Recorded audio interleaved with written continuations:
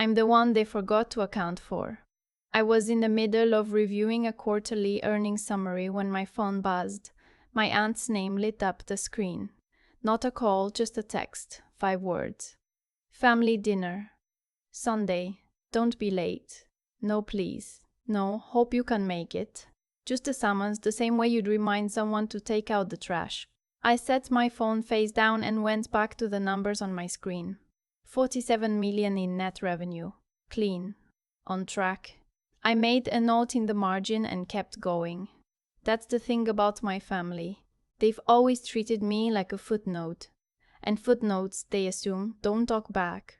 Let me back up, because none of this makes sense without the beginning. I grew up in a house where success had a very specific face, and it wasn't mine. My older brother, whose name might as well have been written in gold above the front door, was the one everyone pointed to. Pre-med at 20, MD by 28, a wife with a law degree and a house in a zip code that made people raise their eyebrows in the good way. My younger sister wasn't far behind. She married into a family that owned 3 car dealerships and wore that like a badge at every holiday gathering. And then there was me. I was the one who left college after 2 years.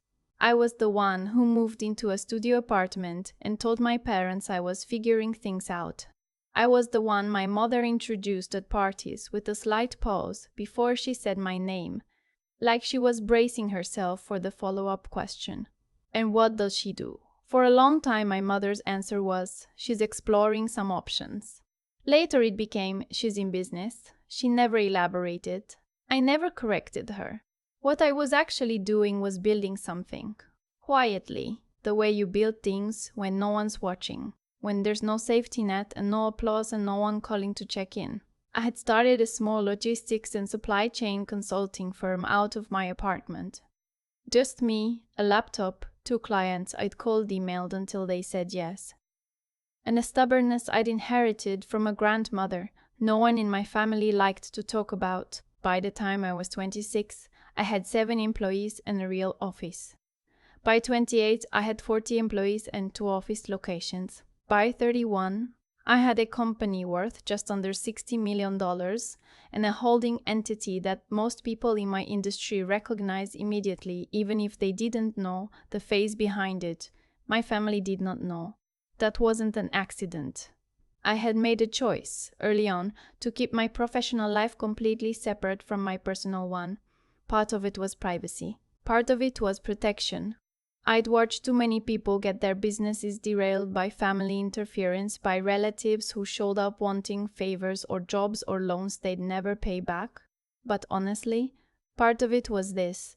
I wanted to know who they were when they thought I had nothing. And they told me. Clearly. Consistently. For years. Sunday arrived the way dreaded things always do, too fast and too slow at the same time. The dinner was at my brother's house. He and his wife had a place in Naperville, one of those neighborhoods with a homeowners association and a specific shade of approved beige for the shutters, the kind of house my mother described as established. The driveway already had 4 cars in it when I pulled up.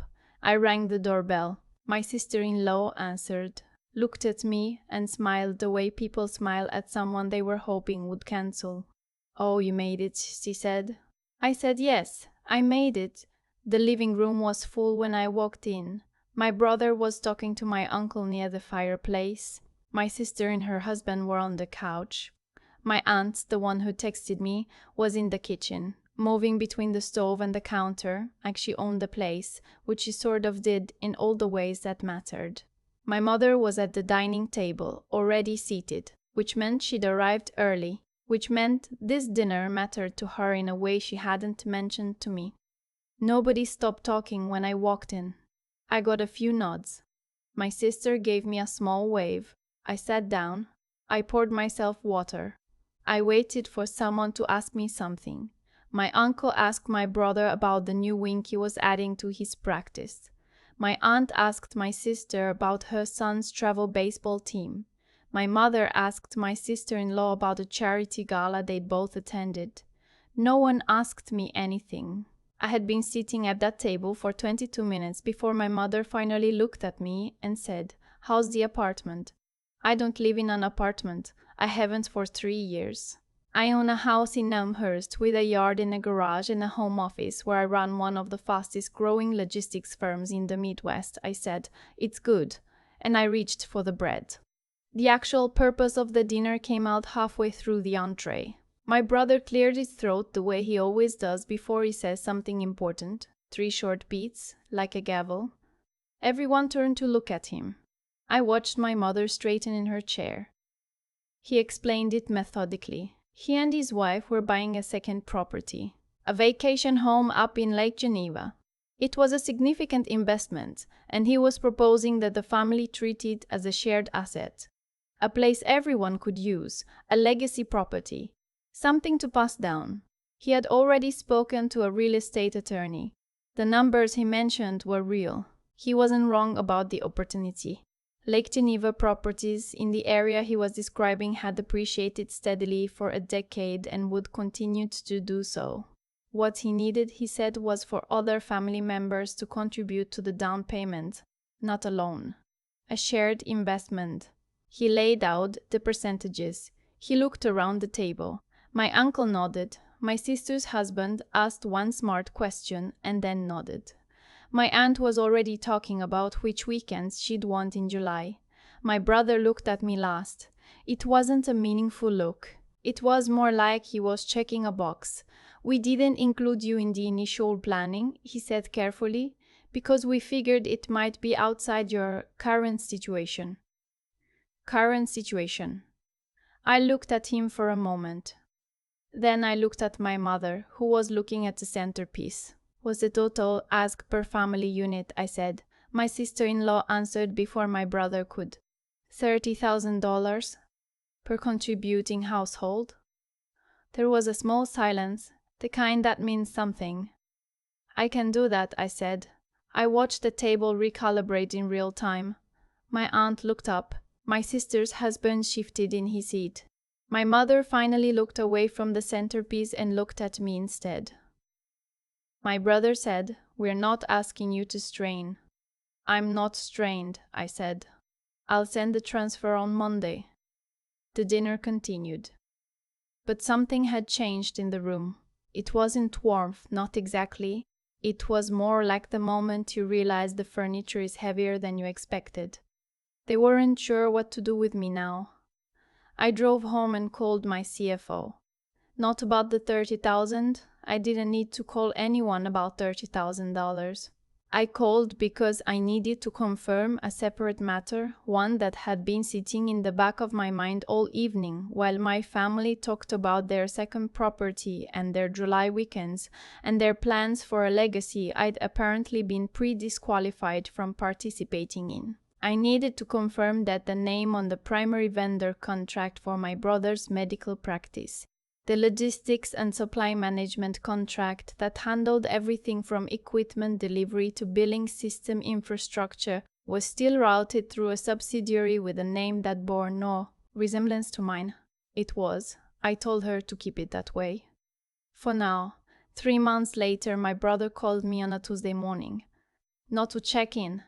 Not to ask about the apartment. He called because the family had started planning a formal gathering, what my mother was calling a family summit, which was her way of saying that decisions needed to be made, and she wanted everyone in one room when they were made.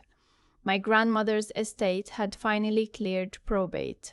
There was a piece of property in it, a rental house that my grandmother had owned outright in a small town about 90 minutes south of Chicago. Not worth a fortune, but solid. Steady rental income, the kind of asset that looks small until you understand how it compounds. There was also a question of her personal accounts, which were modest but real. My brother wanted to coordinate before the official gathering. That's what he said, coordinate. What he meant was, he wanted to know which way I was leaning so he could position accordingly. I told him I'd see everyone at the summit, he paused. Then he said, "You know, Mom thinks the house should stay in the family, managed properly." I said I agreed with that. Another pause. "We were thinking," he said, and his voice shifted into the register he uses when he's rehearsed something, that it might make the most sense for someone with more established infrastructure to handle the management. Professionally. That's smart, I said. We were thinking my practice could. I'll see you at the summit, I said. I hung up. I sent an email, then I went back to work. The summit was at my aunt's house on a Saturday in October. She had a big dining room, which was the actual reason. It could seat 12 without adding leaves to the table. My mother had sent a printed agenda, an actual printed agenda, in a linen envelope, which she had mailed to each household. I arrived on time. Everyone else was already there. The seating had been arranged in a way that felt casual but wasn't. I noticed immediately that my seat was at the far end of the table, not at the corner where decisions happen, but at the stretch where people get put when the host wants them visible but not central. I sat down without commenting on it. My uncle opened the meeting because he's the oldest, and that's how things work in my family. He said a few words about my grandmother, which were genuine and made my mother press her lips together, the way she does when she's trying not to cry. I appreciated that part. My grandmother was the only person in my family who had ever asked me real questions about my work. She called it your enterprise. She said it like it was a compliment. Then the practical matter started. My brother had prepared a proposal. Of course he had. It was organized and clearly laid out, and I'll give him credit for that. He's meticulous when something matters to him. His proposal was that the rental property be placed into a family LLC, that management responsibilities fall to him as the eldest, and that the income be distributed quarterly with administrative fees deducted first. Administrative fees. That was the phrase. My sister nodded. Her husband nodded.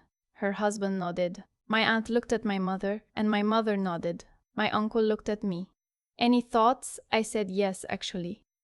I had a few. I said that I'd reviewed the property's rental history and the current lease, and had some questions about the proposed management structure and fee schedule. I said I thought the numbers my brother had outlined for administrative costs were higher than what a third-party property manager in that area would charge. And I had pulled 3 comparable quotes to show what market rate actually looked like. I put the folder on the table. The room went still. My sister-in-law spoke first. She said very pleasantly that this was a family matter, and that bringing in outside comparisons was maybe not the right approach for a conversation like this. I said I wasn't bringing in anything outside. I was bringing in information. My brother looked at me the way he used to look at me when we were kids, and I'd said something he didn't have a response to. Then he recovered and said that the family had already discussed the structure extensively, and that today's meeting was more about finalizing than debating. When was that discussion? I said. Silence. Because I didn't receive anything before today except Mom's agenda, I said. And the agenda didn't mention a pre-decided structure. My mother said gently but with weight behind it. Sweetheart, we didn't think this would be your area of concern. There it was, the thing they always said without saying it. You're not equipped for this. You don't have the standing for this, you're the footnote, remember? I looked at her. I looked around the table. I thought about my grandmother asking me about my enterprise. I thought about the word established and what my brother had meant when he used it to describe why I hadn't been included in the vacation home planning. I want to table the vote, I said. My uncle asked why. Because I have information that's relevant to this conversation that everyone at this table should have before any decisions are finalized, I said, and I'd like the opportunity to share it. My brother looked at his wife. My aunt looked at my mother. I think, my sister said carefully, that maybe we should just move forward. We've all taken time off to be here. I know, I said. So did I. My brother set his pen down. He said in the voice he uses when he's trying to sound reasonable while shutting a door that he appreciated my perspective, but the family had put significant thought into this, and the fairest thing was to proceed with the process that had already been agreed upon. Agreed upon by whom? I said. He didn't answer. My mother said, let's not make this difficult. And my aunt, who had texted me 5 words and expected me to arrive on command, said, "We love you, honey, but this isn't really your lane. Not your lane." I sat with that for a moment. I thought about the quarterly earnings summary I'd been reading when her text came in. I thought about my CFO, my legal team, the 3 regional offices we'd opened in the last 18 months. I thought about the vendor contract my brother's medical practice ran on without knowing whose name was behind it. I closed the folder, I picked up my bag, I stood up. "I'm going to step out," I said. "I'll let you all know my decision about the estate separately." My mother started to say something. I was already at the door. I sat in my car for 11 minutes. Not because I was upset, I was past upset. I was in that quieter place on the other side of it, where things become very clear. I called my attorney. I told her what I needed. She said she could have the documentation drafted by end of business Wednesday. I called my CFO next. I told her to pull up the subsidiary contracts, all of them, any entity connected to any of my family members. She listed them without commentary, which is one of the reasons I trust her. There were more than I'd consciously tallied.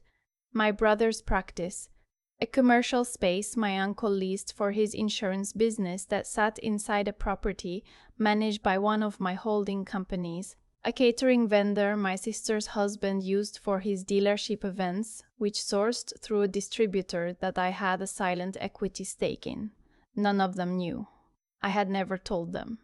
And for years I'd been fine with that, because knowing wasn't the point. But Not You Lane had recalibrated something in me. I drove home. I made coffee. I sat at the kitchen table, the same kitchen table where I'd signed my first real client contract 6 years ago on a Tuesday night with the windows open because I couldn't afford to run the AC. And I thought about what I actually wanted. Not revenge. I want to be honest about that, because people will call it revenge and maybe they're not entirely wrong. But that wasn't the word I would use. The word I would use is clarity. I wanted them to see what I'd been seeing for years, just from the other side. By Thursday of that week, my attorney had sent the letters. The first person to call me was my uncle. He called on a Friday morning, and his voice had lost the steady authority it usually carried. The property management company that handled his commercial lease, the one he'd been with for 11 years and had never had a problem with, had notified him that the ownership structure of the building was under review and that new terms would need to be negotiated within 60 days. He wasn't hostile, he was confused. He kept saying he didn't understand where this was coming from. I said I'd explain everything. I asked him to put the call on speaker so my aunt could hear. My sister called an hour later. Her husband's catering distributor had sent a notice that the preferential pricing tier he'd been on, pricing he'd assumed was just good business, would be reclassified in the next contract cycle. She didn't know what it meant exactly, but she knew it didn't sound good, and she knew something had shifted. My brother called last that evening. He was the calmest, which surprised me until I realized he was calm because he hadn't received any notice yet. His was coming. I'd asked my attorney to stagger them. He called to ask if I was okay. He actually said those words. "I just wanted to check if you're okay after Saturday." I said I was fine. He said he was sorry if things had felt dismissive. He said the family had a way of getting into patterns. I said yes, it did. He said he hoped we could talk about the estate situation like adults. I said I thought that would be good. I said I was looking forward to having a real conversation. The next morning, my attorney sent his practice's notice, new contract terms, new administrative structures, a 60-day window to negotiate directly with the parent entity, which, for the first time, was listed under my name. My mother called me on a Sunday. Same day of the week as the dinner where this had all started, which felt like something, though I wasn't sure what. She called in the evening. I was on the back porch with a cup of tea watching the yard go dark. I let it ring twice before I picked up. She didn't say hello. She said, "Your brother just told me." I said, "Told you what, specifically?" Not to be difficult, because I needed to know which part she'd heard. She'd heard enough. She was quiet for a moment, and in the quiet I could hear her breathing, slow and deliberate, the way she breathes when she's trying to stay composed. She said, "Why didn't you ever tell us?" And I thought about every holiday where I'd sat at that table and listened to everyone else discuss their lives while mine wasn't asked about. I thought about current situation and not your lane and the seat at the far end of the table. I said, "Would it have changed anything?" She didn't answer. I hadn't expected her to. I said, "Mom, I love you." And I spent a long time trying to earn a seat at the table by proving something. And I think I finally understand that the seat was never the point. I had to stop waiting for you all to make room. She said, "That's not fair." "I know," I said. "A lot of things won't." The estate questions got resolved through an attorney mediation, which was not how my mother had pictured it, but was, I think, how it needed to happen. I didn't take a disproportionate share, I didn't try to, I asked for what was fair, and I brought documentation that showed what fair actually looked like, and this time there was no one at the table who could tell me it wasn't my lane. The rental house ended up being sold. The proceeds were split according to my grandmother's documented wishes, which we'd all been too busy positioning to sit down and actually read carefully until I put them on the table in print. My grandmother had left a note with her attorney, not a formal document, just a handwritten note, 2 paragraphs. She said she hoped the property would go to whoever needed it most, and that her only real wish for the family was that they learn how to actually see each other. I think she knew something.